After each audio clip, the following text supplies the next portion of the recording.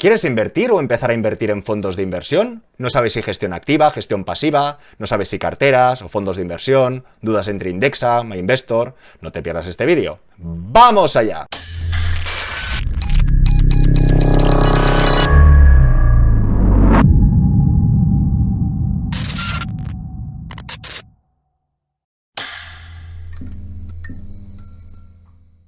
Hola a todas y todos, bienvenidos al Banquero del Pueblo. Recordaros que trabajo en un banco y cuando lleguemos a 100.000 suscriptores nos veremos las caras. Así que, suscríbete. Gracias a todos vuestros comentarios y preguntas, a vuestras reflexiones, a vuestras inquietudes y en este caso en especial a una asesoría de un miembro del canal, vamos a dedicar esta sesión más extensa, un vídeo diferente, tratando en más profundidad o de manera más global la inversión en fondos de inversión. Algunos de vosotros me habéis comentado en algún vídeo que se quedaba corto, que faltaba información. Por eso, el vídeo de hoy. Primero vamos a ver una parte teórica, que consta de 6 puntos, seguro que me dejo alguno, donde vamos a tratar de concienciar o reflexionar o ver por qué tengo que invertir, de qué manera invertir, con qué vehículo de inversión, etc. Y después, para finalizar, haremos una parte práctica comparando las carteras de Indexa y de MyInvestor para ver qué funciona mejor, peor o qué alternativas podríamos encontrar. De la misma manera, recordaros que para algunos el vídeo será lento y para otros rápido, que sepáis que podéis tocar la velocidad de reproducción más lento o más deprisa para que tengáis o encontréis vuestro confort. Y también recordaros, porque si no sería un vídeo de 24 horas, que en el canal existe una lista que se dice aprender a invertir en fondos de inversión. Si empezáis por la parte de abajo, muchos temas que vamos a tratar en la teoría aquí están más ampliados. Es decir, en el primer capítulo comentábamos renta variable, renta fija, gestión pasiva, gestión activa, los fondos indexados. En la teoría del vídeo de hoy la vamos a tratar, pero insisto que aquí estos temas están más amplios o quizá mejor explicados. Como también tienen un poco de tiempo, os animo a dejarme en comentarios si merece la pena que los renueve, si los haga de nuevo o no. Dicho todo esto, tomaros un par de cafés y empecemos. El IPC y la inflación. ¿Cuántas veces hemos escuchado que estamos obligados o que deberíamos invertir? Pero ni mucho menos es para hacernos de oro o ricos, sino para no empobrecernos o para no perder ese poder adquisitivo o esa capacidad para poder comprar cosas. ¿Qué es el IPC o índice de precios de consumo? El IPC o índice de precios de consumo es un indicador que se utiliza para medir la evolución de los precios de los bienes y servicios que consumen las familias. Al igual que la inflación, el IPC permite ver el aumento del coste de la vida en una economía. El IPC, el índice de precios de consumo, se elabora a partir de precios de una cesta de la compra tipo de un hogar medio. En España, el cálculo IPC lo realiza el INE, el Instituto Nacional de Estadística, a partir de una cesta que incluye 955 artículos de diferentes categorías: alimentación, bebidas, vestido y calzado, vivienda, menaje, medicina, transporte, comunicaciones, etc. Y derivado de este IPC, vemos la inflación. La inflación es la subida generalizada de los precios de los bienes y servicios de una economía a lo largo de un periodo de tiempo. Este incremento de los precios se mide a través de la evolución del IPC. Es decir, el IPC nos marcaría el precio de esta cesta o el precio que nos va a costar comprar estos productos y la inflación sería el incremento de este IPC. Como decíamos, la inflación supone la disminución del poder adquisitivo del dinero. El alza de los precios sostenido en el tiempo implica que, como todo es más caro, con la misma cantidad de dinero se puedan comprar menos bienes que antes. Vamos a poner un ejemplo práctico para acabar de comprenderlo. Supongamos que con 100 euros yo puedo comprar X productos, como hemos visto, gasolina, vestidos, comida, electricidad, X productos.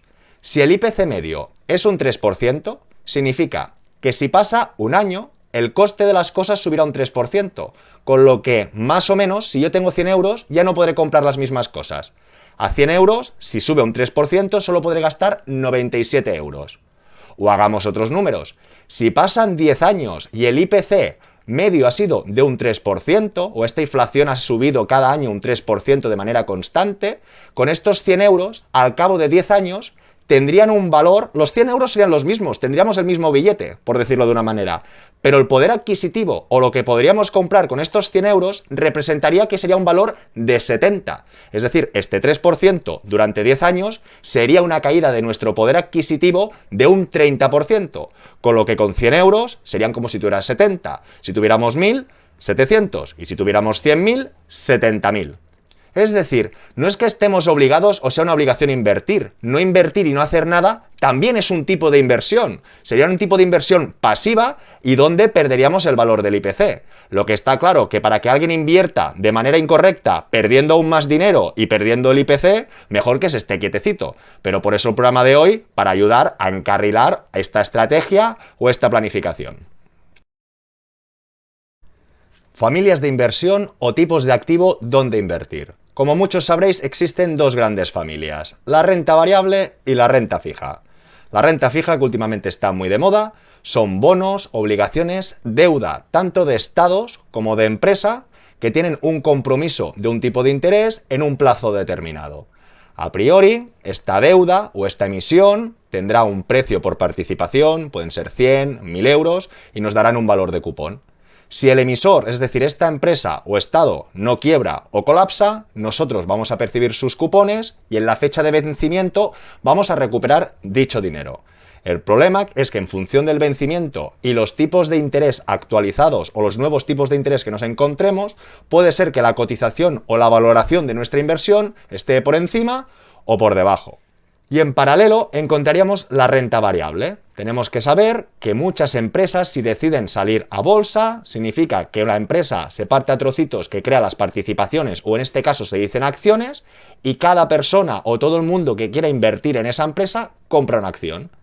Si la empresa tiene buenos resultados, crece y es sana, en principio nuestra acción subirá de valor. Si la empresa opera mal, pierde dinero o quiebra, o perderemos todo nuestro dinero, o la fluctuación o cotización de nuestra acción bajará. Y sin querer acabo de decir una mentira o he dado una premisa por hecho, y no es así. Acabo de comentar que las empresas que trabajan bien y ganan dinero, su cotización sube, y a la inversa bajan. Pero bien no es así. Estamos en un mundo que una empresa, aunque gane mucho dinero, si no tiene demanda, si la gente no compra acciones, su cotización igualmente caerá. Y a la inversa, una empresa puede tener muy malos resultados que si le inyectan dinero o compran, como habrá más demanda, subará su valor. No es lo habitual, pero ya sabéis que estamos en unos mercados bastante extraños o diferentes de épocas anteriores. Y a la vez puede ser que una empresa que haga una emisión de renta fija también tenga acciones. Comúnmente se dice que a largo plazo la renta variable es más rentable y que a corto plazo la renta fija es más segura. Pero aquí normalmente se coge una premisa que nos explica muy bien. Cuando hablamos de renta variable entendemos un mercado de valores o una bolsa, como podría ser la bolsa americana. Lo que está claro que en un tramo de 10, 20 o 30 años hay muchas empresas que suben mucho de valor y hay otras empresas que quiebran o pierden su valor. A la vez, comúnmente, de manera errónea, se dice que la renta fija no tiene riesgo y precisamente actualmente estamos viendo que tiene bastante volatilidad o que en momentos puntuales, con eventos de crédito o de riesgo, fluctúa bastante. Para sacar alguna conclusión, lo que vamos a hacer es compararlas. A continuación, podríamos ver una comparativa del 1801 hasta el 2001 que invirtiendo $1 en acciones, en bonos, en letras o en oro, el valor que tendrían. Imaginaros la fuerza o la potencia de la renta variable de las acciones, que este gráfico es logarítmico. ¿Logarítmico qué significa? Que no es equidistante o cada distancia no es igual. No es de 1 a 10, 20, 30, sino de 10 salta a 100, de 100 a 1000, 10, 100, 1 millón y 10 millones. Pensar que el resultado de haber invertido $1 hace más de 200 años, tendríamos un resultado actual de unos 11 millones. En cambio, invirtiendo en bonos, letras o oro, el resultado sería muy inferior. Y para todos aquellos que defienden el oro, que veáis que sería de las inversiones menos rentables. A la vez, recordaros que rentabilidades pasadas no aseguran las futuras rentabilidades. Pero estadísticamente hablando y con unos periodos de tiempo bastante largos, la certeza casi es total. Planificación financiera o de inversiones o carteras por objetivos. Como acabamos de ver, la renta variable a largo plazo es más rentable que la renta fija. Por lo tanto, cada uno tendrá que hacer una reflexión, independientemente de cuánto dinero tenga uno o el otro, cada uno tendrá que reflexionar en qué punto se encuentra y de qué manera en su vida puede encajar este tipo de inversiones. Divide y vencerás, es decir, tendríamos que polarizar muy bien qué tenemos que invertir y qué no tenemos que invertir para en medio encontrar un equilibrio. A muchos ya os sonará esta imagen. Vimos que nosotros teníamos unas necesidades a corto plazo, tanto ingreso, tanto pago, sé que cada mes de mi nómina de 2.000 euros me gasto 1.000, tengo 1.000 para ahorrar. En esta cartera de ahorro tendríamos que tener también un plan de emergencia. ¿Cuántos meses puedo aguantar sin ir a trabajar? Si sé que de gastos tengo 1.000 euros al mes, para cubrir un año, 1.000 por 12, tendría que tener un rincón con 12.000 euros para asegurarme que durante 10-12 meses, aunque no trabajase, podría mantener ese ritmo de vida.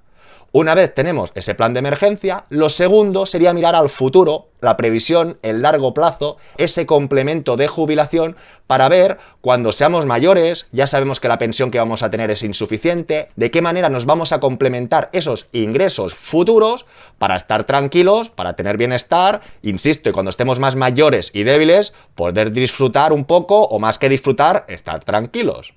Vemos que a corto plazo no hay ningún tipo de inversión riesgosa, es decir, todo es renta fija, en la cuenta o sin riesgo a corto plazo. Y en cambio vemos que a largo plazo, a partir de 10 años, todo será renta variable y sin lastres. Y ya, si tenemos el día de mañana cubierto y el día de hoy, hablaríamos de un perfil medio de inversión que en función de esos ahorros o esa inversión o ese dinero, si lo vamos a necesitar más pronto o más tarde que pronto, podremos darle un poco de caña o restarle un poco de caña, por decirlo de una manera coloquial. Y como iba diciendo, más vale irnos de extremos. Lo que será muy fácil para todo el mundo es calcular ese plan de emergencia o ese rincón o ese ahorro de emergencia, y también para todo el mundo destinar una pequeña parte, por supuesto que no tenemos que destinar el 50% de nuestros ingresos, sino una pequeña parte al futuro. Como hemos explicado en otras ocasiones, es muy importante que cualquier ahorro que se destine a largo plazo no se toque. Es decir, si tú estás ahorrando 200 euros cada mes y al quinto mes ya vas a retirar dinero, tenemos que entender que las aportaciones a fondos de inversión funcionan por FIFO. La primera aportación que tú haces será la primera que tú rescates.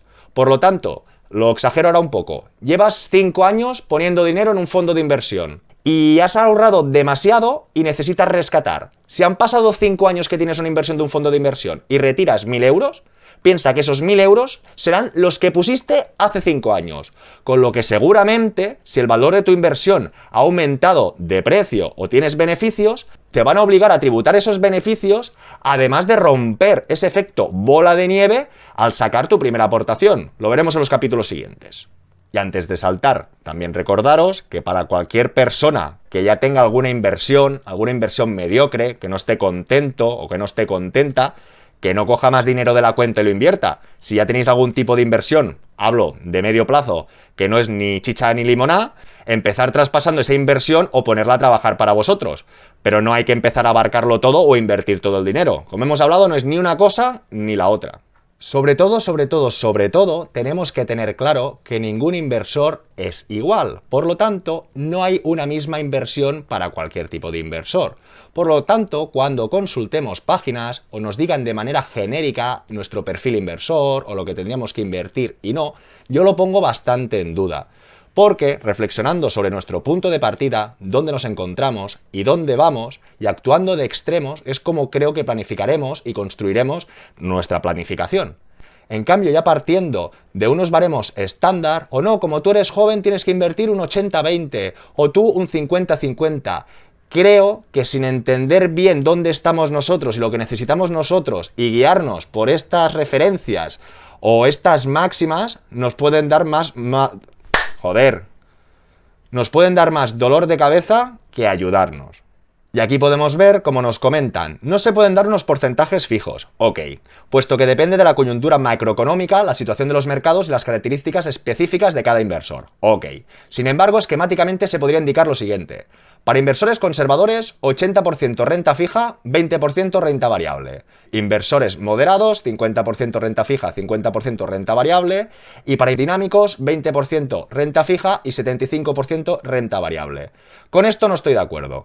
Porque, además de lo que sería la aversión al riesgo, soy conservador, soy moderado, soy dinámico, la situación económica de cada uno y su liquidez harán que su portafolio sea totalmente diferente.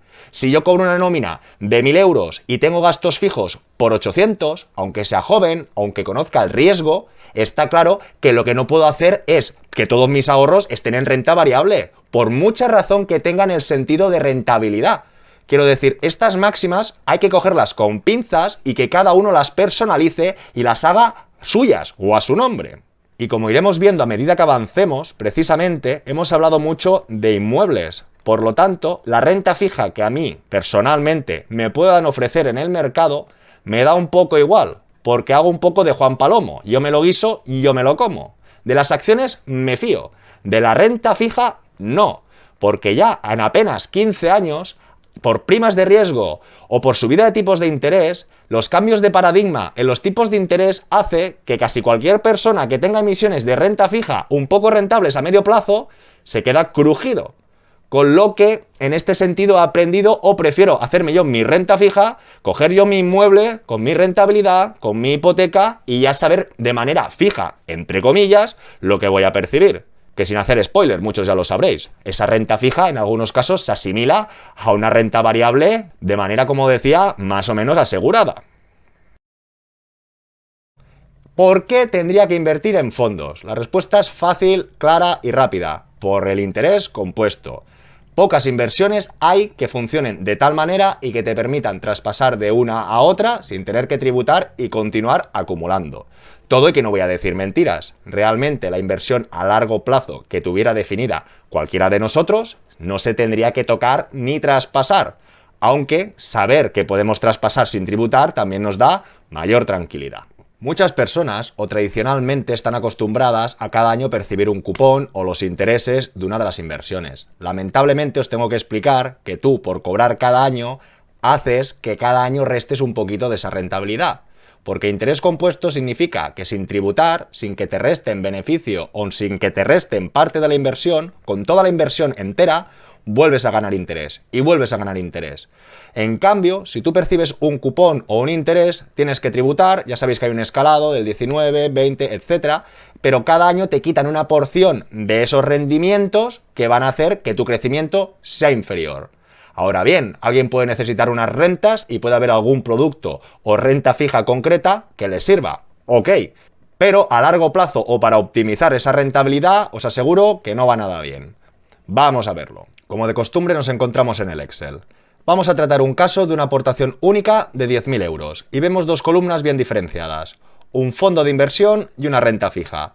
Aunque paguen el mismo tipo de interés, vamos a suponer un 2%. En el primer caso, este 2% nos da un capital final, al finalizar el primer año, que todo este capital se invierte en el segundo. Y de manera recurrente o consecutiva, llegaríamos al año 10 con un capital acumulado de 12.189. De la otra manera, vemos que nos pagan un interés del 2%, pero sobre este beneficio, como cobramos el cupón o el interés, tenemos la obligación de tributar. Pensar que esta retención normalmente es automática. A razón de ese 19%, el capital final del primer año serían 10.162. Vemos que la diferencia es esta tributación. Y si seguimos de manera consecutiva, ya no empezamos el segundo año con estos 10.200, sino como hemos tributado empezamos con menos capital. Y así consecutivamente. ¿Qué nos encontraríamos? Que al finalizar los 10 años tendríamos un saldo total de 11.743. Pero ojo al dato, que los números se tienen que hacer bien y hay que comparar manzanas con manzanas y peras con peras. En este caso, cada año ya hemos tributado, con lo que este beneficio total será el neto, 11.743 menos el capital inicial, es lo que hemos ganado.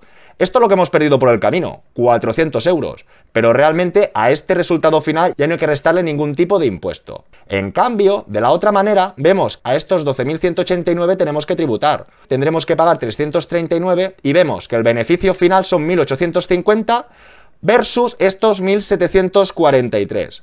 Con lo que apreciaríamos a 10 años, a este 2%, una diferencia de 100 euros, que sería una diferencia del 6%. Dicho de otra manera, la revalorización neta total de este primer caso es un 18,5 y en cambio en el segundo sería un 17,43. Si miramos el interés o la rentabilidad anualizada, la TAE sería un 1,71 versus un 1,62. ¿Qué vemos? Que de manera literal, este 2% menos la retención del 19 nos da un 1,62 y es el cálculo, la rentabilidad que se repite año tras año. En cambio, en este otro caso, es todo el interés acumulado sin haber tributado, tributar al final. Podríamos ver esta diferencia, insisto, de 100 euros, que sería un 6,12. Muchos dirán, oye banquero, por 100 euros en 10 años prefiero cobrar el cupón. Ok, que está hecho a propósito. ¿Y si en vez de 10 años son 15?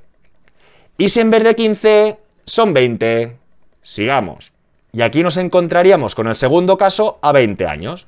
Si seguimos bajando, nos daremos cuenta que la renta fija, como cada año tributamos, si tenemos 13.790 menos 10.000, esto será el beneficio ya neto, porque por el camino nos hemos dejado estos 889 euros de IRPF, y en cambio en el otro lado vemos que tendríamos estos 14.859, pero que tendríamos que aplicar la tributación. Nos quedarían 3.958 versus esto, una diferencia de 168 euros, que sería un 4,44. ¿Qué estamos apreciando? Que esta diferencia han pasado 10 años más y se está incrementando. Aunque vemos que de manera paradójica, la diferencia de rentabilidad de los primeros 10 años era un 6,12. En cambio, con 10 años más, esta diferencia parece que se está aminorando. Ok, ya 30 años. Si seguimos bajando, veremos que después de 30 años, un caso muy similar. Ya estaría todo tributado, ganaríamos 6.194 y aquí 6.500. Una diferencia de 334 euros. Y muchos aquí volverían a decir, oye banquero, que a 30 años me voy a ahorrar 300 euros. Por aquí, yo prefiero cobrar el cupón cada año. Si esto fueran los números, sí, pero lo hago a propósito, porque tenemos que tener en cuenta una cosa. Nosotros habitualmente estamos acostumbrados a las reglas de 3. Una regla de 3 es una relación lineal. No hay nada que se escape, sencillamente haciendo una división, una multiplicación, trazas una línea. El defecto es este, el interés compuesto precisamente no es una recta, es una curva. Por lo tanto, su fuerza o su potencia es a muy largo plazo y con unos intereses medios superiores. Pero ¿sabéis qué pasa si cambiamos la rentabilidad? Ahora volvemos a partir del ejemplo de 10 años, pero en vez de un 2% vamos a poner un 13%.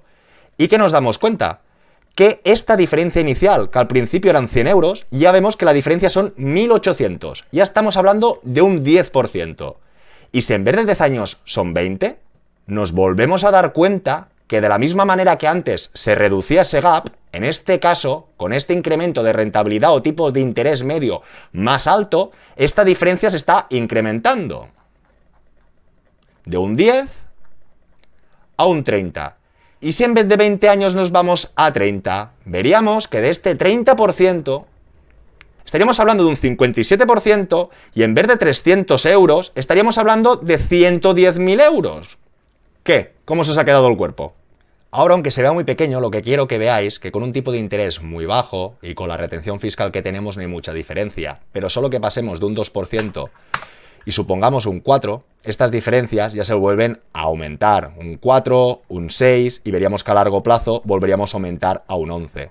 De la misma manera, vemos que si saltamos de un 4 a un 13 o incluso a un 10%, que en renta variable a largo plazo tampoco es ninguna locura, continuaríamos viendo cómo esta diferencia se incrementa y cada vez más. Estamos pasando de un 8 con 10 años más a un 21, que es más del doble. Y si nos vamos a 30, a un 40, que sería más o menos el doble.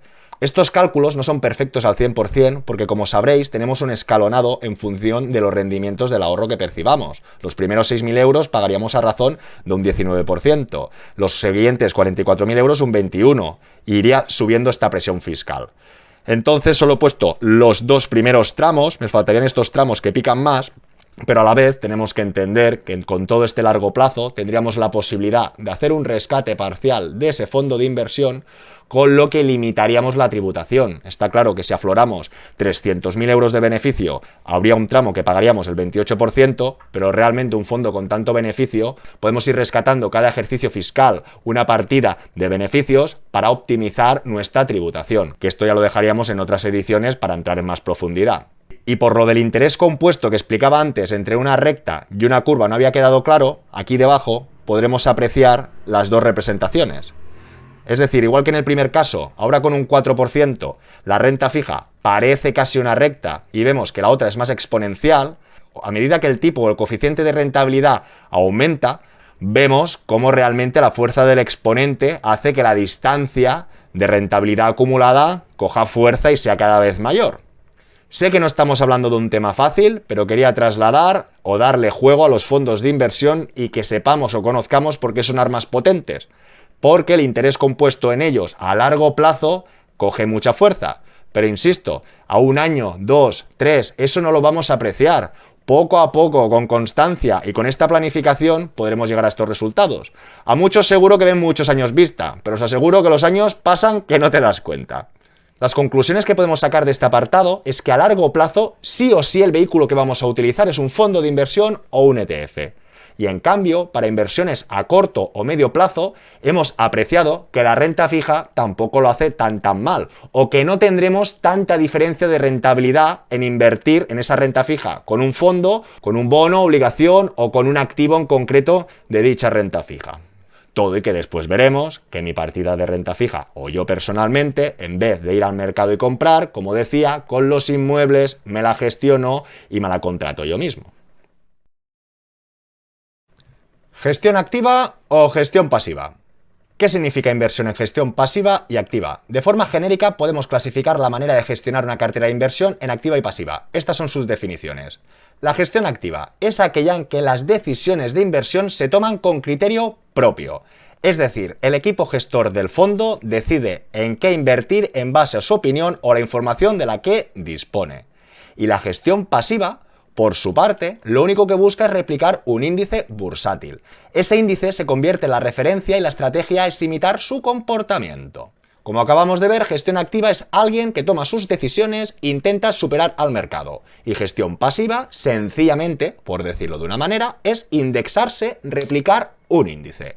Comparativa muy rápida. Veo una ventaja muy significativa, y es que un índice está en las mejores empresas, sean de un país, sean de una zona geográfica o sea de una tendencia. Por lo tanto, invirtiendo en un índice tendremos la certeza a largo plazo que siempre estarán las mejores empresas. Si en un índice hay una empresa que no es buena, la quitan, por ejemplo en el IBEX 35, pues le quitan una empresa y ponen otra. En cambio, un gestor que tenga una gestión activa, cuando saquen a dicha empresa, si no la quiere ponderar, tendrá que hacer una modificación de su composición. Con lo que veo mucho más práctico y mucho más seguro la gestión pasiva. Además de no haber ya ni entrado en el tema de costes. Si hay un trabajador o un gestor que toma las decisiones tiene que cobrar, estos fondos de gestión activa van a tener más comisiones que los de gestión pasiva, que es referenciarse. Tendrán otro tipo de coste, pero muy inferiores. Veríamos este diagrama, estamos hablando de cierre de junio del 2018, en función de la categoría o el índice de comparación. Si cogemos el SP500, que todo el mundo lo conoce, a 15 años, es decir, a largo plazo, vemos este 92%. ¿Qué significa? Significa que solo un 8% de fondos de gestión activa han superado al propio índice SP500. Si mirásemos en otro tipo de cotización, por decirlo de una manera, nos encontraríamos lo mismo. Es decir, ¿verdad que aquí veis un porcentaje muy elevado que casi llega al 100%? Significa que más de la mitad o que la gran mayoría de fondos de inversión de gestión activa son menos eficientes y dan menos rentabilidad que la pasiva. Muchos son de la opinión o se piensan que porque haga un gestor va a proteger o va a actuar mejor en los fondos. Y lamentablemente, para 4 gestores muy buenos que habrá en todo el mundo, lo demás no funciona muy bien. Son personas como nosotros, como tú, como yo, como él. Por lo tanto, un fondo que está cayendo el mercado, que no sabe hasta dónde va a caer, normalmente hacen una toma de decisiones que lacran dicha rentabilidad. En cambio, indexándose, tú tienes la tranquilidad y la certeza que ese índice, claro, aquí podríamos decir, me voy a indexar al IBEX 35. Personalmente, tampoco lo haría, que lo veremos en el siguiente tema. Me indexaría a una potencia más fuerte, como podría ser Estados Unidos. Pero como ya sabéis, rentabilidades pasadas no garantizan las futuras y esto periódicamente se tiene que revisar. Pero insisto que no es tan fácil. Y estos 4 gestores del mundo que lo hacen mejores que los índices, ya podéis dar por hecho que para invertir con ellos vais a tener que poner pasta, gansa. Y para concluir estos puntos teóricos, nos tenemos que preguntar cómo vamos a atacar o cómo vamos a indexarnos a esta renta variable. A la vez, es un tema un poco más complejo y dedicaremos otras sesiones en más profundidad a tratarlo, pero vamos a hacer una breve pasada. ¿Cómo podemos asegurarnos que nos vamos a replicar en un índice y que vamos a obtener la mayor rentabilidad posible? Ya de entrada esto se contradice. Binomio rentabilidad-riesgo. ¿Qué quiero deciros? Que es imposible tener la mayor diversificación de todas y a la vez que sea la más rentable. ¿Por qué? Porque normalmente esta rentabilidad se concentra en zonas geográficas o a veces se concentra. Es decir, en los últimos años, si me preguntáis por el fondo indexado más rentable, es el que está indexado al SP500. Pero si me preguntáis cuál es el que está más diversificado, tendríamos que irnos a índices mundiales, porque aparte de Estados Unidos existen muchos otros países, ¿verdad? La gente muy pro Estados Unidos está claro que cogerá un índice vinculado o indexado al SP500. Habitualmente la gente que se quiere referenciar o indexar al mundo entero, por decirlo de una manera, se indexaría al MSCI World. Pero últimamente ya sabéis que hay unos países emergentes, o podemos hablar del BRICS, Brasil, India, Rusia, China, que son unas potencias que quizá ahora no, o de aquí a unos años van a tener mucho peso en la economía o en el PIB mundial. Por lo tanto, aquellos que no se quieran perder ninguna de estas posibilidades, o invertirán en el SP500, o en el MSCI World, o en el MSCI ACWI, que este ACWI sería todo el índice del mundo, más estas ponderaciones o estas inversiones en países emergentes o en economías emergentes. Estos puntos son importantes para entender la parte práctica o lo que analizaremos a continuación. Muchas felicidades a todos y todas que os hayáis comido toda esta chapa, pero creo que es la mínima indispensable para entender un poco el funcionamiento y para poder estar un poco preparados para invertir. Hemos hablado del IPC, que es del incremento del coste de vida. Hemos hablado de las dos familias de inversiones, cuál tendríamos que utilizar para el largo plazo o para el corto plazo. Hemos visto que en el largo y corto plazo utilizaríamos la cartera o una planificación financiera para adecuar esos activos o escoger qué tendríamos que ponderar y no ponderar. Hemos visto que hay fondos de gestión activa y pasiva y ya tenemos un reflejo de lo que funciona mejor a largo plazo. Y para acabar hemos visto que en esta indexación podríamos centrarnos en una zona geográfica, en todo el mundo y en todo el mundo más los emergentes. Visto todo esto, saltamos a la parte práctica. Ahora, en la sesión práctica, trabajaremos diferentes aspectos. Empezaremos con el perfil y el punto de partida de cada uno. Continuaremos viendo la diferencia o qué nos interesa más, si carteras o fondos. Y acabaremos con la comparación de Indexa con MyInvestor. Habitualmente, cuando alguien tiene patrimonio y va a hacer inversiones, normalmente hacen un test. El test de conveniencia, el test de idoneidad. Es un test que recoge los conocimientos, los riesgos que está dispuesto a asumir o no para crear un perfil. Normalmente este perfil lo que tiene una limitación es de volatilidad. La volatilidad es lo que se mueven o en la velocidad que se pueden mover los activos. Alguien muy conservador tiene una volatilidad muy baja, es decir, productos que no se muevan mucho, es decir, tendría mucha renta fija y pocas acciones. En cambio, a un perfil más abierto, más agresivo, tendría una volatilidad muy alta. Aquí yo ya veo un error de entrada, que no voy a criticar a los grandes teóricos ni a los grandes economistas, pero no me gusta, porque la volatilidad es un indicador atrasado. La volatilidad no predice el futuro. ¿Qué os pensáis? ¿Que las emisiones de bonos últimamente son muy volátiles o poco volátiles?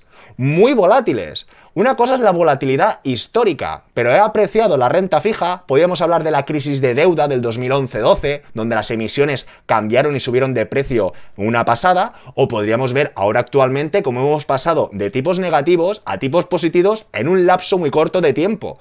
Con lo que si tú eres conservador renta fija y si tú eres agresivo renta variable, me parece que aquí nos engañan un poco, en el sentido que estoy seguro que a todo el mundo le gusta ganar dinero y a nadie le gusta perder. ¿Por qué entonces a alguien le doy una cosa y a alguien no?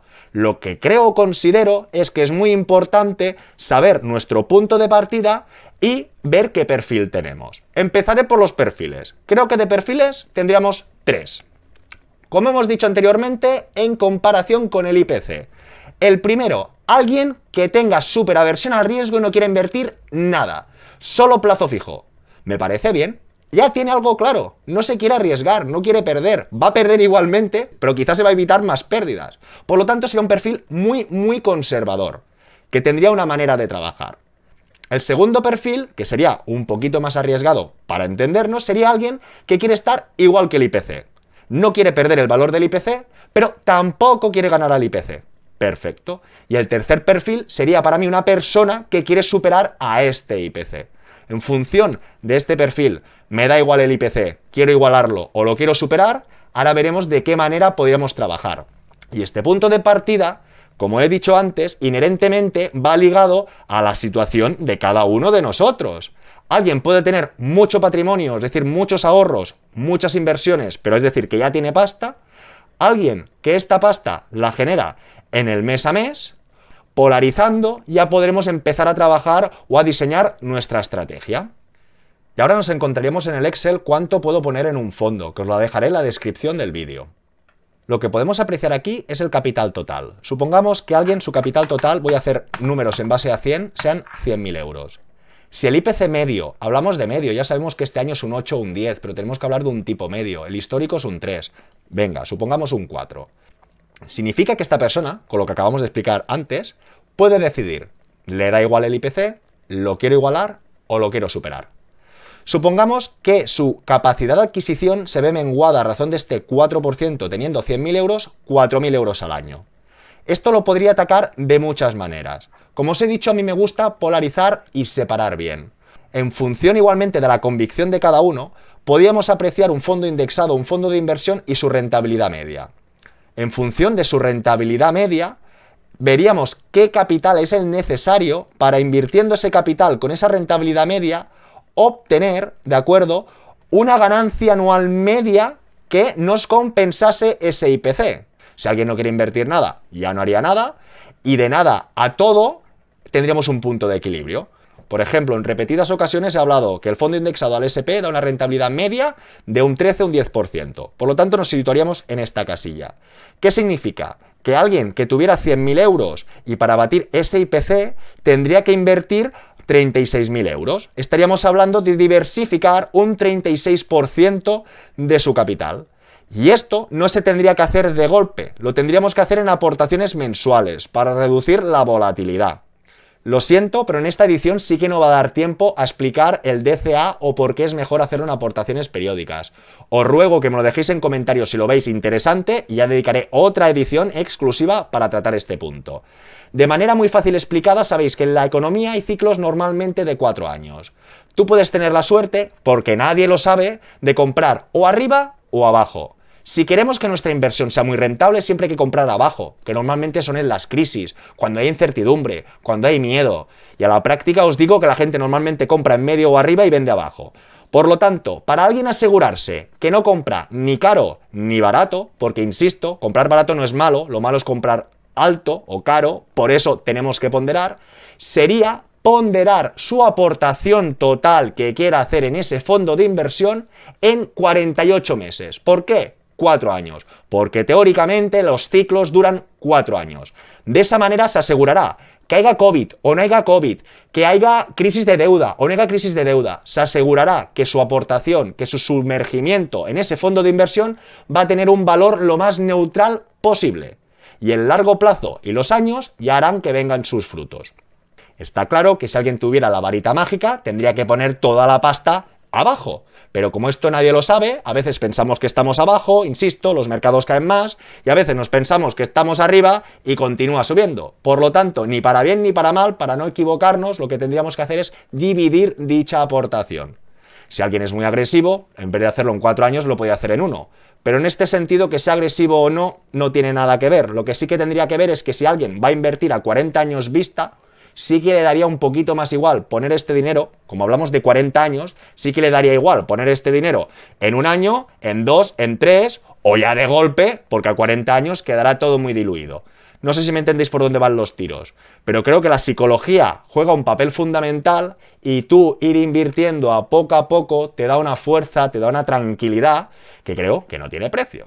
Como iba comentando, el perfil que no quiere riesgos no invertiría, el perfil que quiere estar igual que el IPC tendría que mirarse esto con cariño. Aquí he puesto un 4. Si ponemos un 3%, nos daremos cuenta que alguien con 100.000 euros para batir el IPC del 3%, sencillamente tendría que invertir un 27% de su patrimonio. Si este fondo en su rentabilidad media le da este fruto, tendrá la compensación del IPC y tendrá más del 70% asegurado en su cuenta.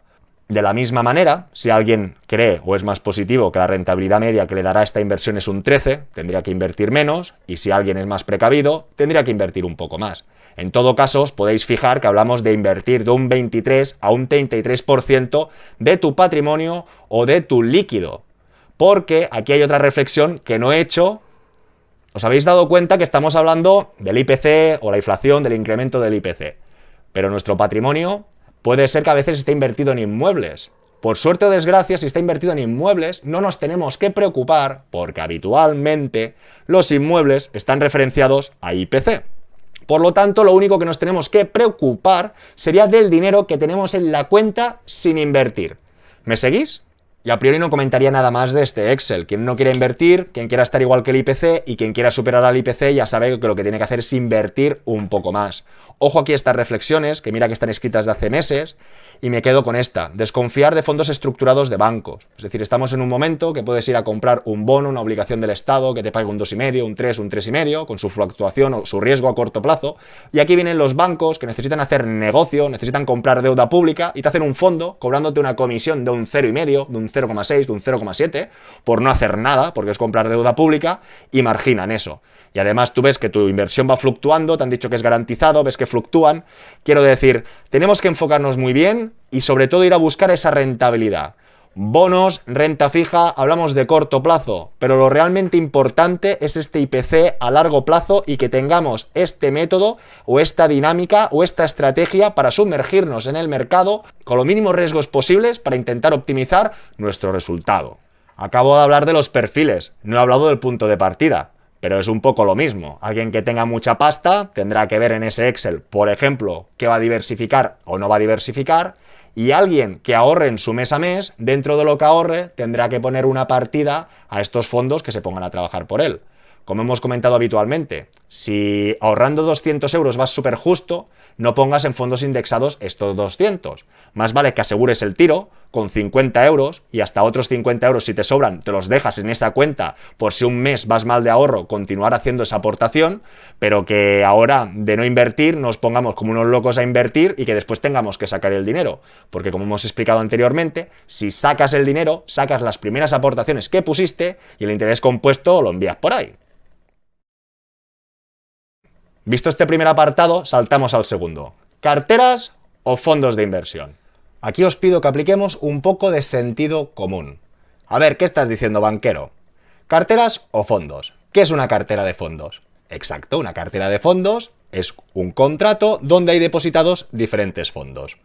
Pensar, en el mundo donde vivimos, ¿qué nos quieren? ¿Cobrar comisiones o no cobrar comisiones? Quieren cobrar comisiones, quieren marginar, quieren ganar dinero.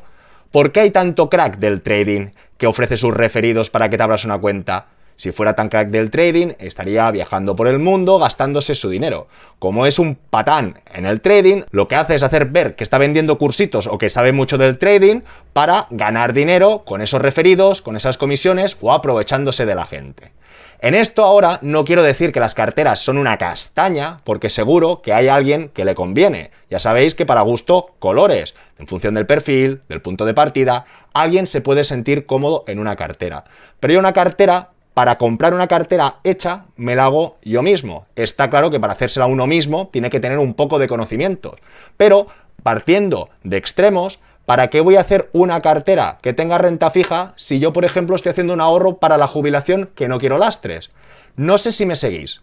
De entrada vemos que la cartera vamos a tener que pagar un extra de comisiones. Y en algunos casos veremos que las carteras son estáticas y que nosotros no tenemos potestad para modificarlas. Claro, esa potestad se supone que es porque quien está diseñando o está gestionando esa cartera sabe más que nosotros. Pero hace nada hemos repasado el punto de gestión pasiva versus gestión activa. Por lo tanto, si vamos a invertir en fondos indexados a través de una cartera, creo que se va todo a tomar por saco. ¿Por qué? Porque está claro que si decimos que nos vamos a indexar a largo plazo y estamos cediendo esa gestión a un gestor, a una compañía que va a hacer sus movimientos, nos va a volver a romper esa acumulación del interés compuesto. Por eso también un punto fundamental y que trabajaremos en otras sesiones es cómo vamos a hacer esa indexación en el mundo. Si solo con Estados Unidos, si con el MSCI World, con todo el mundo, o con todo el mundo y los emergentes, que sería el MSCI ACWI. Visto esta pequeña reflexión, aunque sea escueta, vamos a saltar directamente a ver esta cartera de Indexa y de MyInvestor, a compararlas y a sacar alguna conclusión. Gracias a vuestros comentarios y preguntas, y en especial a un miembro de una asesoría que me lo solicitó, me preguntaba que qué tal Indexa. Yo Indexa lo había visto de otros youtubers, pero no había trabajado con ellos, con lo que me puse en su página, sobre todo con todo el cariño y mis respetos, porque para gustos colores, pero fui a ver cómo trabajaba esta gente. Yo sí que conocía a MyInvestor, he visto que había carteras, he visto que había fondos, pero Indexa no lo conocía. Total, lo que me he dado cuenta es que Indexa, entrando solo en la parte de fondos de inversión, no voy a hablar de planes de pensiones, tú haces un test de conocimientos, de riesgo, te generan un perfil y derivado de ese perfil te gestionan, te sugieren o gestionan una cartera concreta. Tú esa cartera no la puedes mover. En función del importe que vayas a invertir o no vayas a invertir, te hacen un perfil o unos fondos diferentes a otros. Y aquí podríamos ver parte del contrato. Es decir, el riesgo asumido por mí sería 10 de 10, que sería el máximo. Y sobre este perfil 10 de 10 nos sugieren o nos dicen la cartera que vamos a tener. Nos damos cuenta que esta cartera parte de fondos indexados, Vanguard de Europa, un Vanguard del SP500, de Japón, y también vemos que tiene parte de renta fija, lo que serían bonos de empresas europeas o bonos de gobiernos europeos de Estados Unidos. Ok. De la misma manera nos explican el estado de las comisiones. Muchos de vosotros sabréis que los fondos indexados tienen comisiones del 0,10, del 0,20 y vemos que por tenernos en cartera hasta 10.000 euros nos cobrarían un 0,42, de 10 a 100.000 un 0,40, con lo que tendríamos un incremento de coste. Eso sí, si alguien tiene 5 millones de euros, cojonudo, la comisión es muy baja. Ahora nos encontraríamos en la página de MyInvestor y nos encontraríamos en los perfiles de cartera. A diferencia de Indexa, y en positivo para MyInvestor, sí que vemos que tenemos la opción de hacer una cartera 100% variable. En cambio, en Indexa sí o sí teníamos que hacer una cartera con una ponderación en renta fija. Habrá personas que les irá bien y habrá otras personas que no. En mi caso personal me va mal, porque como he estado explicando, la renta fija yo me la guiso y yo me la como con los inmuebles. Por lo tanto, cuando voy a invertir quiero renta variable, pura y dura, sin lastres. De la misma manera que Indexa, aquí podríamos comprobar este reparto de activos o en qué fondo seleccionan. Igual que Indexa tenía Vanguard, aquí vemos un Fidelity y vemos también que tenemos nuestra parte de renta fija de Europa y de Estados Unidos, que analizaremos a continuación. Y volvemos a darnos cuenta que tienen comisiones bajas y transparentes, pero que son más comisiones que un propio fondo indexado. Comisión de gestión de la cartera, 0,15. Más comisión de custodia, 0,15. Comisión de los fondos, de 0,11 a 0,15. Por lo tanto, la comisión total se va a situar de un 0,40 a un 0,45. Lo que quiero que veamos a continuación o le demos una vuelta es si realmente vale la pena tener esta cartera o por contra podríamos hacer otro tipo de estrategia que nos diera más tranquilidad o fuera más simple o tuviéramos más éxito o menos costes. Y lo que vamos a ver a continuación es un trabajo de campo puro y duro. Vamos a analizar uno a uno estos fondos de inversión en su ponderación, Indexa versus MyInvestor y vamos a intentar sacar alguna conclusión. Y antes de continuar, algunos matices. Nos damos cuenta cómo atacan el indexado del SP500 en el caso de MyInvestor con el Fidelity. En cambio, Indexa lo ataca con el Vanguard. Nos daremos cuenta que el Vanguard tiene un track histórico de más años, con lo que podremos confirmar que su rentabilidad los últimos 10 años es un 13%. En cambio, si analizamos el Fidelity, que tiene menos tiempo, si vamos a analizar su track, nos daremos cuenta que se constituyó en 2018, con lo que no tenemos tanto histórico. Por lo tanto, para ser realistas, aunque no tuvieran que diferir mucho, lo compararé de igual a igual. Si tengo 10, pues 10, y si tengo 3, 3. Se supone que igualmente este fondo, aunque tenga menos tiempo, como es indexado, tendría que dar la misma rentabilidad a largo plazo, pero en este caso voy a contar con datos verídicos. De la misma manera, recordar que si hablamos de rentabilidad, el que está replicando el SP500 es el más rentable, podemos ver aquí retorno a 3 años un 28, y aquí tendríamos el Vanguard, el Global Stock, que el que no tendría mercados emergentes, pues estaría un poco más diversificado, que veríamos que tendría un poquito menos de rentabilidad. Y nos faltaría el MSCI ACWI, que sería como el Global Stock, pero incorporando más pesos en estas economías emergentes. Dicho todo esto y viendo los matices, vayamos al Excel.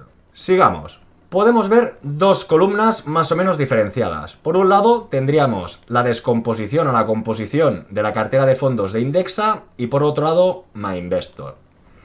¿Qué vemos aquí? En este primer cuadro vamos a tratar todo lo que es la renta variable, que como hemos comprobado antes hablábamos de un 79%.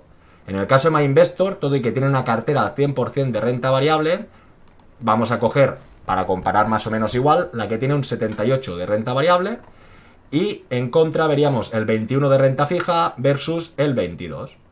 Aquí veremos el peso que tiene cada fondo hasta rellenar este 79 y luego ponderado al 100% para intentar sacar más conclusiones. Y veremos que cada fondo de inversión con su peso hemos puesto la rentabilidad que hay disponible en los expedientes o los archivos de los últimos 10 años, últimos 5, últimos 3. Lo que sí nos damos cuenta es que MyInvestor, como trabaja más de la mano de Fidelity, estos fondos que hemos visto que eran más recientes, no tenemos un track tan alejado. Pero a favor decir que si es una indexación que lo replica, no tendría que haber muchas diferencias. Hoy tampoco vamos a hablar si vamos a comprar una clase en dólares, en euros, que pague dividendo o no. Lo dejaremos para otras ediciones. De momento, para ver un poquito la comparación de carteras con fondos y sacar alguna conclusión. Como iba diciendo, en este caso, en esta distribución de cartera, si hablamos del 100%, vemos todo y que Estados Unidos, año tras año, las últimas décadas, ha demostrado que tiene mucha rentabilidad, nos la están ponderando al 44. Ponderan un 25 de Europa, un 8 de Japón, un 12 de emergente y un 8 de pequeña capitalización. De la mano de MyInvestor veríamos más o menos la misma réplica. En este caso Estados Unidos la ponderan un poquito más, tendríamos renta variable con el sesgo de sostenibilidad, veríamos emergente, Europa, Japón, una distribución diferente. Aquí vemos un 11% que será la rentabilidad media de los últimos 3 años. Pero, como hemos dicho, que se pondera el 79%, en nuestro fondo tendríamos, en vez de un 11, un 8,71. Nos faltaría el 21% restante, que vendría de la mano de la renta fija, que como podéis comprobar, en los últimos 3 años, y esto viene de hace poquito, de 1 o de 2, la rentabilidad media es negativa. Ponderada al 21%, sería casi un punto negativo, y si sumamos el 8,71 más este menos 1, tendríamos una rentabilidad media de los últimos 3 años de un 7,75. Ok, ¿qué le pasa a MyInvestor? MyInvestor podríamos ver que en estos últimos 3 años sería un poco inferior, de un 8,71 a un 7,37, ya directamente hablo del valor ponderado, y en este caso la renta fija aún está actuando mucho peor. La rentabilidad de los últimos 3 años es un menos 12, con lo que a razón del 22% le resta un 2,69, con lo que veríamos que la rentabilidad media de estos últimos 3 años en MyInvestor sería un 4,68. Por lo tanto, estaríamos comparando un 7,75 con un 4,68, con lo que podríamos sacar la conclusión que en estos últimos 3 años, y teniendo en cuenta que había fondos de reciente creación, sería más rentable Indexa. Pero, stop. Vamos a repasar los apuntes en amarillo. Como hemos dicho, en amarillo era el Vanguard SP500. Y para no ser tan desfavorable, lo que vemos aquí es el Global Stock, que sería el Vanguard con un poco más de ponderación en el resto del mundo, sin tocar mucho emergentes. ¿Qué nos damos cuenta en los dos casos? Que el Global Stock, en los últimos 3 años, la rentabilidad media que ha obtenido es un 12,47. Por lo tanto, en vez de tener aquí un 11, tendríamos más rentabilidad. Aquí tendríamos que añadir la renta fija. ¿La añadimos o no la añadimos? A la gente que le gusta invertir en inmuebles, realmente esto lo podría tachar y lo que tendría que ver es la rentabilidad que obtiene él de su inversión en los pisos. Y si viéramos que realmente invirtiéramos en renta variable mediante este fondo, en vez de un 7,75, tendríamos un 12,47. Pero aquí sí que quiero que lo veáis. Es decir, no es el doble, pero hablamos de una diferencia muy gruesa. De la misma manera, MyInvestor, lo mismo. De este 4,68 a poder haber obtenido un 12,47 es casi 3 veces más. Y no voy a ser muy malo porque vuelvo a lo mismo. Si invirtiéramos directamente en el SP500, que en las últimas décadas, años, es el más rentable, hablaríamos de un 14. Lo que aquí sí que por criterio de prudencia no pondría todos los huevos en la misma cesta. Es decir, tener la inversión de renta variable ultra concentrada en Estados Unidos, aunque los últimos 10, últimos 20 años hubiese sido la opción más rentable, sí que considero que hay que diversificar un poco más y ponderar otras regiones. ¿Qué os ha parecido? Esto no ha acabado aquí. Sé que voy a recibir muchas pedradas, porque muchos diréis, a ver, banquero, ¿por qué si es tan fácil invertir? ¿Por qué crean estas carteras y esta diversificación? Esto lo tendríamos que dejar para otros programas. porque la optimización o el sumum de las inversiones es obtener la máxima rentabilidad con la menor volatilidad posible. Además, añado que tanto la cartera de Indexa como la de MyInvestor están ponderando el MSCI ACWI, están ponderando y haciendo un peso en estas economías emergentes. Con lo que por eso tal distribución. Y antes de ir a las conclusiones, vamos a comentar alguna puntillita o algún tema que me parece muy interesante. La renta fija no tiene riesgos, la renta fija no tiene riesgos. Este es el Vanguard, el que estaba de la mano de MyInvestor, y quiero que veáis que en este 2023 ha perdido un 1,4%. Pero es que el 2022 perdió un 40%. Y en 2021 un 10%. Luego sí que ganó un 13% y ganó un 15%. Me están hablando de deuda del Tesoro a más de 20 años y tiene estas fluctuaciones. ¿Me entendéis? Si alguien compra un bono, comprará a un año, a 3, a 5, si se espera tendrá su rendimiento. Pero si vamos de la renta fija de la mano de los fondos de inversión, nos vamos a llevar desagradables sorpresas. Un fondo de inversión tiene la obligación de invertir en la temática o en los activos que está en la descripción. Por lo tanto, si es de renta fija, cuando los tipos son cercanos al cero, tiene la obligación de invertir. Y si vienen curvas, como este año, o sube la prima de riesgo, o sube los tipos de interés, que pasó en 2011, 2012, o está pasando ahora, estos fondos palman lo que no está escrito. Por lo tanto, personalmente yo, no voy a ceder nunca a una entidad financiera un fondo de renta fija para que me gestione el patrimonio. Ni hablar, para que pierdan, prefiero perder yo. Y ya me entendéis que con los pisos, con las hipotecas, hay otro gran trabajo, pero tengo una renta fija, yo creo, de mucha calidad, que tengo la sorpresa que cuando acabe de pagar la hipoteca de aquí 20, 30 años, tendré una extra rentabilidad, y actualmente ya me estoy llevando tipos superiores, o tampoco, para decir barbaridades, mayores o iguales a un 10%. Otra cosa que me parece muy curiosa es que, tal como hemos visto, en Indexa, un perfil 10 de 10, de patrimonio de 10 a 100.000 euros, tendríamos esta distribución de fondos y hemos comparado su rentabilidad. En cambio, si disminuimos hasta 10.000 euros, los simplifican. ¿Y qué nos damos cuenta? Que realmente solo cuentan con el Global Stock, que es con el que hemos hecho la comparativa, y cuentan con una pequeña parte en un Vanguard de bonos de renta fija. Con lo que yo, para tratar la renta variable, eliminaría este fondo indexado a bonos y compraría solo el Vanguard. Y muchos volverán a decir o a pensar: hombre, banquero, pero si lo están haciendo es por algo. Sí, insisto, para atacar el índice mundial con los emergentes, para gestionar o reducir la volatilidad. Pero, por ejemplo, del 2018 hasta ahora, ¿cuál de los dos perfiles ha ido mejor?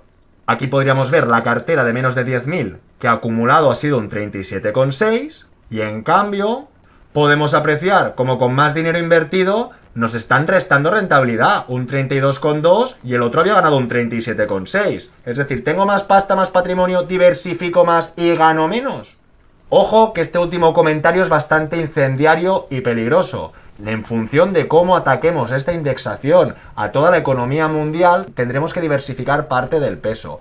Lo que, como intento explicar en este programa, prefiero separar realmente la renta variable de la renta fija y atacar a la renta variable con el Global Stock o con el Global Índice del mundo, y ya haré otras ponderaciones dentro de esta renta variable a emergentes. Pero directamente quitarle mucho peso a Estados Unidos, que le quitaríamos mucho peso poniendo el Vanguard SP500 en un 36 o un 40%, como han hecho las dos carteras, no lo acabo de ver. Prefiero el Global Stock, que continúa ponderando más a Estados Unidos, aunque diversifique en todo el mundo, para tener más o menos ese equilibrio. Y también estoy conforme y de acuerdo que grandes potencias como Brasil, Rusia, India, China darán de qué hablar. Pero actualmente, con los históricos previos, no veo tanta necesidad de tener tanto peso en Europa y tanto peso distribuido sin ir al foco de la rentabilidad. Por lo tanto, las conclusiones que sacaría personalmente yo, porque insisto que cada persona es diferente, es que harían los fondos indexados simples. ¿Para qué quiero una cartera? ¿Para pagar más comisión? ¿Para que tengan una parte en la renta fija que sé que ya gestionan normalmente muy mal? En ese sentido, conmigo no van a contar. Por lo tanto, en esta comparativa de Indexa versus MyInvestor, gana MyInvestor. Tanto porque podríamos hacer una cartera al 100% variable, y no solo por eso, es porque MyInvestor tiene flexibilidad, tiene fondos indexados. Puedo coger, adquirir, comprar el que yo quiera, el que necesite, el que me guste. En cambio, en Indexa es una estructura cuadrada, con unos fondos Tú pones dinero y ellos te lo van invirtiendo. En este sentido, a mí no me gusta. Habrá mucha gente que prefiera esta automatización, pero ya sabéis que no hay duros a 4 pesetas. Si tú quieres una automatización, te supondrá un sobrecoste. Y ya sabéis que a veces este sobrecoste quizá no compensa el trabajo que puede hacer uno mismo. Porque como hemos visto en toda la sesión de hoy, hay muchas reflexiones personales, hay introspección pura en función del IPC, de lo que podamos ahorrar, de la edad que tengamos, de los planes que tengamos, gestión activa-pasiva, que creo que ha quedado claro, o donde me posiciono, o en todo caso tendría el 90% o el 80% en renta variable pura y dura, y quizás sí que pondría de un 30, un 20, un 10% en otros fondos de gestión activa, pero que realmente demuestren que han batido al mercado, que hay algunos, y dedicaremos otras sesiones, también son más volátiles y tienen más riesgo, pero entenderme, sí que la renta variable la enmascaro y la pongo como renta variable pura y dura. En la renta fija, una es la del fondo de emergencia, la de la cuenta garantizada, plazos fijos, lo que queráis. Bonos, se podría poner alguna parte. Pero antes de gastarme esa liquidez en los bonos, insisto, que hay muchos perfiles y cada uno tendrá su punto de vista, prefiero en ese caso hacerlo en inmuebles. Espero de todo corazón que hayáis disfrutado, que os haya gustado. Espero todos vuestros comentarios y preguntas. Y volveremos con más y mejor. ¡Hasta luego!